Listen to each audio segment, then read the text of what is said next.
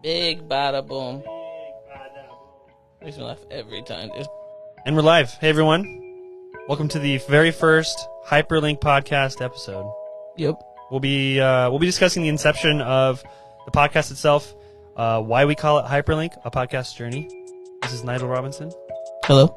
As your host, and I am your co-host, Chase Smith. And I hope you guys enjoy our first groundwork episode. Why Hyperlink?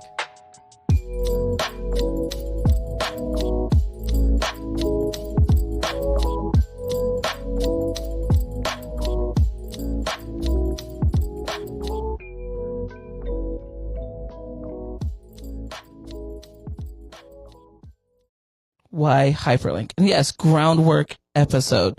Chase, the groundwork episodes were your idea, at least having them. Why do you think they're so important to start with these first 4 episodes of groundwork? So every building you enter from the first floor, every building's built from the first floor, the ground floor, and you ascend into levels above that. So groundwork is just foundations. It's about like, what are the 4 things? These are 4 episodes of like what is it we need to know in order to understand a lot of what we're going to be talking about. So kind of foundations. Groundwork is also the very first task we had as human beings. So groundwork. That's interesting. The very first task to till the earth. That's pretty cool. So you guys probably don't know us. Some of you might, but wanted to share a little bit of our story. So really, I grew up in a pretty charismatic church. Really, went to Christian school, then went to Bible school after that, and I worked in ministry. So for me, most of my life was just rooted in church and in ministry, from youth camps to youth pastoring to interim pastoring to helping church plant, like the whole nine. I was part of every kind of aspect of it. And then in 2017, like my life just took a massive dive down, and a lot of that was self-inflicted. But in the end, I had to come out of that, and I'm sure more details of my story will get told as we move forward. But out of that, I decided I needed to work on myself. And so I started working on myself. I started reading more. I started diving into different kind of what you would call self-help books. But in that, I started leaning into more biblical, like what does the Bible say about these topics? And I started diving into the Bible, and a friend of mine introduced me to a podcast that is partially responsible for where I am today. So big thank you to the Bema podcast with Marty Solomon, and it was a fantastic introduction into some of what we're going to be talking about. They kind of helped open my eyes to some of this information and a way to view the Bible. And really what it did is, though I don't always agree with everything they say, what it did is it made me fall back in love with studying the Bible, Chase. Like I fell in love with studying the Bible. I fell in love with the Bible as itself. My heart behind this podcast is I want people to know the Bible better, but I want them to fall in love with the Bible. I heard a pastor say once, we should have a love affair with the Bible. We should be thinking about it at night. We should be sneaking away, waking up early to go read the Bible. It is that beautiful, and it really is. The text is incredible. So that's my story. Chase, why don't you share some of yours? Yeah, so I really love that. The Bible, oftentimes we do. I want to touch on that real fast, and this kind of goes into my my own background. But like the Bible itself is alive, and we hear that all the time. I think that even as Christians or in the church, if we grow up around the Bible, it becomes kind of dystopian in nature. It does become, we don't want it to be, but it becomes a historic textbook, and it's not alive, and it's not present today. It does feel archaic and old. It is, but it's more living than we give it credit for. So I think that's going to be a part of like a lot of what we talk about. So for me, that journey really started pretty young. I really love the way that we do a Bible study with Nigel at his house on Monday nights, and that has really helped reunite and reinvigorate, I think, a love for the Bible myself, which calls back to, 20 years ago, even more than that. It's weird I'm old enough to say that. Crazy, right? We're both in our millennials. Yeah, we're both in our mid-30s, mid-upper slightly. Yeah, and that just the way that we read the Bible, from not only the intricacies, but like how well it's put together and the thought behind it. And really, I think the biggest thing is the heart behind why God put this thing together. It's just letter. Sometimes we look at it as a legal document, but it really is something that does its best. And God did it, to capture his heart for us. And that's what it should always point us to. For me, that started at a young age. I grew up in the church, but I think when I was 15 is when I really decided that I was going to get off my tush and like pursue God myself. Before that, though, I spent about 7-8 years in, like, my parents, like, we left a big church in Dallas, and we started getting into like Messianic Judaism, which is just basically a lot of the feasts and festivals and what Jews believe in their culture, that's coming alive and brings more life to text, but learning the Hebrew roots behind it. What do the words mean? What are the deeper pictures of example? Everything's always an example of I'm going to refer to a lot to what I learned from my dad, but like throughout this podcast. That's so sweet. Yeah, my dad taught me a lot of this, and he had his own using his own imagination, which I would love to talk about that later, but how that is all built for helping us to connect with God. But and not to take this too long, but taking that and going, it's a physical example of a spiritual reality. That's what the feasts and festivals are. That's what the Bible is. That's why we do what we do in the physical realm into the future. So that 7 years really gave me an in-depth look at the Bible. It seeded that love for the text in my heart, and getting to know Nigel the last couple of years has really helped reinvigorate that even further. So. Man, well, I appreciate that. That's a high compliment. Thank you. Yeah. And thanks for sharing, man. So, question. I wanted to start this podcast about a year and a half ago, and I called you and I said, hey man, will you mind praying about being a co-host? Kind of prayed about it, but it felt like you were just like, yeah, for sure, I want to do that. And then, not that he didn't pray about it, but that he really wanted to do that. And then we were like, okay, so we have the two people we want to kind of format around. What should the name be? And we were toying around with different names. And what was the name that you really leaned into until we found Hyperlink?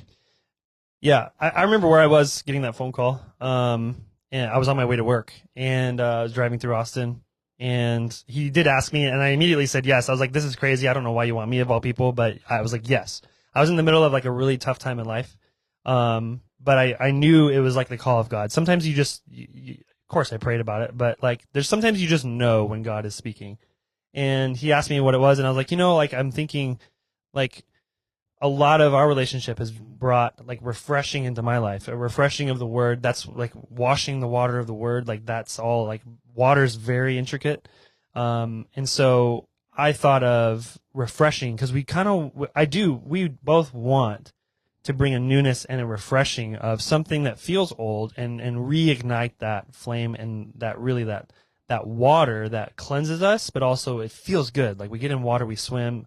Not everybody loves swimming, but like when we take showers, the water is very intricate. We drink water every day. It's just very intricate in our life. So that's when I think of refreshing, just newness and reinvigoration. Yeah, that's really good. Yeah. But we landed on Hyperlink, okay? Yeah. And so why we landed on Hyperlink is pretty simple. We wanted a Bible podcast. We love the Bible. We just talked about it. But we also wanted a podcast that involved all of the areas of life that we love, right? Like we both have a passion for coffee. We both have a passion for, being well groomed and well dressed. Not that we always are, but we both have a passion for those kind of things. Yeah. We both have a passion for a lot of other things. I personally have a passion for sports. where Chase does not. But those things all, so we wanted a podcast that could embody all of that and not just be another Bible study podcast. Of course, there's going to be massive Bible study elements. So we said, what kind of encompasses that? So we use the word hyperlink specifically because hyperlink, we believe everything in life hyperlinks. If you were to click on it, my passion for coffee, if I could click on that, it would hyperlink somewhere back to the Bible somehow, some way, some form. And then everything in the Bible, we believe hyperlinks back to Genesis, right? So that is going to be a key part is we believe that the entire Bible hyperlinks back to Genesis. And we have not found all of them by any means, which is why we call it a podcast journey. Chase and I are going to go on this journey. Hopefully you listeners will go on the journey with us to find as many hyperlinks as we can together, from life and from the Bible, that go right back to Genesis. So we landed on hyperlink because it can encompass everything that we are, our entire beings, right? That's how I felt it. What about you? Yeah, and I think I was actually talking with a friend of mine the other night, pretty late, and I was like, but explaining a little bit about like how I view the world, which is it is that with a hyperlink mindset, I guess you could call it, where like I could be making coffee. Hyperlink mindset. You gotta pause that. That's great. Keep going. Yeah, might be a shirt name. Who knows? But like if I'm making coffee, I was a 15-year barista. You know, some things you just do forever and like they can wear out. This is something for me that's a huge passion. And actually, I lost my job as a barista and I became a little bit more neurotic about it. So because I was able to do it from a passion standpoint as opposed to just doing it every day. And now I do it every day, but I do it for the love of it. And that thing, like finding the right grind setting, the right hot water pressure, the right like flavor, the most amount of crema, like all of those details to me remind me about how detailed God was in putting the word together, how detailed he is in knowing me, and how much he desires to be a part of my life. And it's just because it is me. It's not like, yes, coffee is amazing, but it's like we all have different interests. It's incredible. It is. We're freaks about coffee, so love it. But like that passion, whatever passions we have, God loves to get to know us, and he instilled that in us, and it points me to him. So it's like we can do anything in life, and if that thing points us to Christ, I think that there's merit in that. It doesn't have to be this grandiose thing. It could be something as simple and mundane every day as making coffee, or it could be like looking at a light bulb and going, wow, like I can't believe man created something so amazing. Isn't God so good to give us imagination to do inventive things like that? Yeah, I heard a teaching back in my Bible college days, guys. This is 2006 maybe. And I heard a teaching by Debbie Titus. And I don't know if she's still going around doing her thing. It was incredible. But one thing she said that lived with me is when you read, as often as you do this in remembrance of me, Jesus talking to the disciples, and we often think communion, but for them, they were just eating dinner. Mm-hmm. And she was like, what if it's as often as you eat dinner, remember me? Jesus, not me. Remember Jesus. As often as you make coffee, which is every day, remember Jesus and do it with me in mind. Yeah. Paul says, I believe Paul says do everything unto the Lord. Yeah. That kind of concept. Yeah. It can hyperlink us back to something in the Bible that just it ignites something. And I have a friend that says, everything we do should roll up. He always uses his hands. Roll up. Everything should roll up into worship. Mm-hmm. And food, coffee, clothing, whatever, as long as it's not an idol, can roll up into worship. Yeah. And so I love that. Thanks for sharing that. So, Chase, we've kind of done a world or like an outside of the Bible hyperlink with coffee and our passion for those kind of things and what that could look like in the future. What is a biblical hyperlink that you just are like enjoying right now? Yeah. So this is, again, I think Nigel and I both love how most everything, I'm just getting more convinced that everything relates to Genesis. There's a hyperlink everywhere to Genesis. In Genesis, we find, I hope we're all familiar with it. If not, go read Genesis.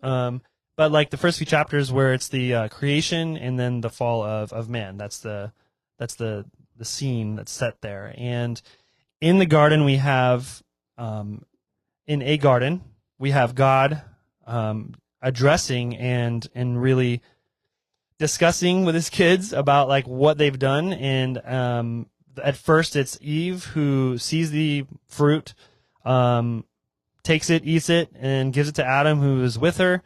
That's a whole other thing. And he partakes, and then God comes, and then they receive correction. There's a promise, and there's actually a lot more positivity in that chapter than we give it credit for. But if you fast forward, so like all the way down, however many thousands of years down the road to Jesus. Jesus was buried in a tomb in a garden, and in the garden, he comes out and he emerges, and there's people looking for him, and they find the tomb rolled away, or the stone rolled away from the tomb. And then you have this scene where Mary's left in the garden alone, and she's crying, and we find someone who approaches in a garden to her, and whom she thinks is the gardener. And Jesus, in a very beautiful way, meets with a woman first and restores the woman.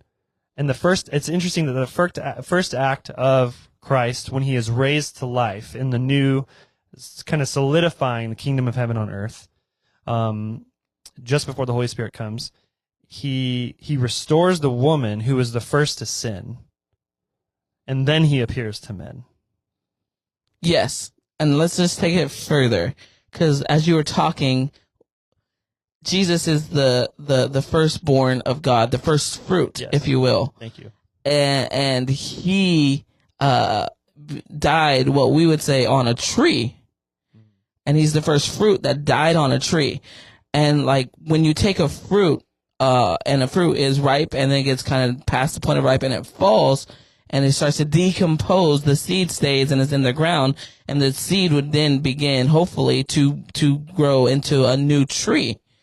And so Jesus rising from the dead is this new tree, the tree of life once again, right? From the ground? From the ground. And he's the tree of life. And what's interesting is Eve in the garden, she took from the tree of the knowledge of good and evil. She ate and she gave it to her husband. Mary, the first one to partake from the new tree of life, Jesus, and she takes it to the other men and it's just like, oh, it's incredible, it's so right? Like, it's so incredible. There are so many of these throughout all of the scriptures, not just the New Testament, all of the Old Testaments. They start to point back to the same, and almost, I would say, Genesis thematically, but almost the first 11 chapters, right?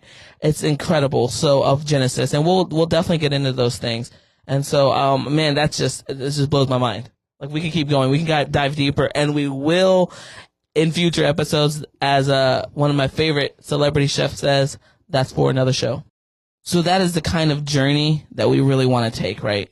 Is this journey of like finding more and more hyperlinks in this. So we don't have them all. We don't have near all of them. We are going to what we're going to do after the first 4 groundwork episodes is we're going to go through, at bare minimum, the first 11 chapters of Genesis over the course of a few podcasts, and we're going to discuss those because those are, again, foundational to finding more hyperlinks. If you understand those through an Eastern and a contextual lens, you'll be able to see things everywhere. And so we're going to at least do those. We might go through all of Genesis, but what we're really going to do is at least ensure we have the foundation of the first 11 chapters. And so again, we are so excited to start this journey with you guys. Chase, do you have anything you want to add before we end up? No, super excited. I think one of the great things is, like, I've really always enjoyed conversations with Nigel. We would stand outside a sidewalk and just talk for hours, literally hours. And so really this is just inviting you into our conversation. That's what's great about technology. And we feel like we're really interested in what we talk about. We hope that others are too. There's just a lot of nuggets, a lot of things that are just so good that they're too good not to share. God is too good not to share.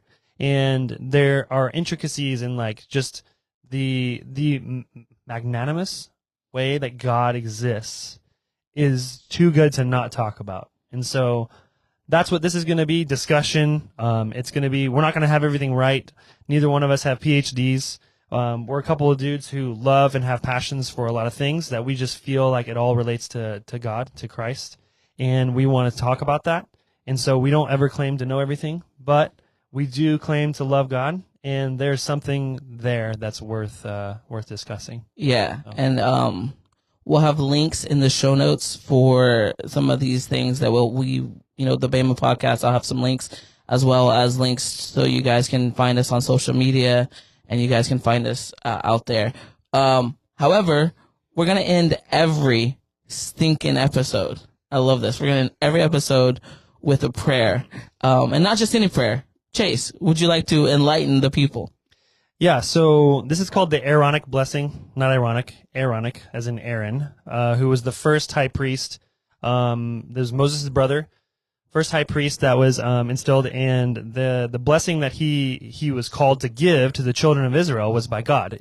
God says, you are to bless the people in this manner. And I'm not super well versed in, I don't have anything memorized as far as like the history, but there is a TV show out there. I'll just say that like shows how like this is embedded in culture. It's like this is I think both of us, we found this separately, pray this over our kids every night before they go to bed. And I just thought that was like super cool that we both do this. And usually I do this right before I go to bed. My daughter's already asleep and I pray this over her. And that's after we've prayed together before her bedtime. So this is just very near and dear to my heart. It's near and dear to Nigel's heart. This is something that I'll pray in Hebrew, actually. I don't speak Hebrew. I'm not going to do that perfectly. So if you do speak Hebrew, feel free to reach out if you like. But help us. But it's just a passion. It's the Hebrew language is beautiful. I believe it's one of the first languages that we ever had. I don't know which one is, but it is ancient and it is beautiful. It's the Hebrews were very expressive people, and they're tearing their robes and dumping ash on themselves to mourn. Like they're constantly, and then when they party hard. So like they knew how to live life and enjoy every moment through their emotions, but everything again pointed to God, to them. So that's kind of how that rolls into just this podcast. So more on that maybe later. I would love to talk about that a little bit more in depth. Maybe give it 5 minutes. But yeah. Well, definitely. Chase, pray us out, and we appreciate you guys' time today, and we hope to see you, or you guys at least see us next episode, and we'll be discussing parallels in the Bible for the next one. Super excited. That's foundational. It's key. It is groundwork. Yeah, awesome. So, yeah, we'll go from there. I'll probably have to close my eyes here. So. Yivrechecha, Adonai varishmerecha. Ya'er Adonai penavilecha, v'yikunecha. Yisad Adonai penavilecha, v'yisem lecha shalom. The Lord bless you and keep you. The Lord make his face shine upon you and be gracious to you. The Lord lift up his countenance upon you and give you peace. Amen. Amen.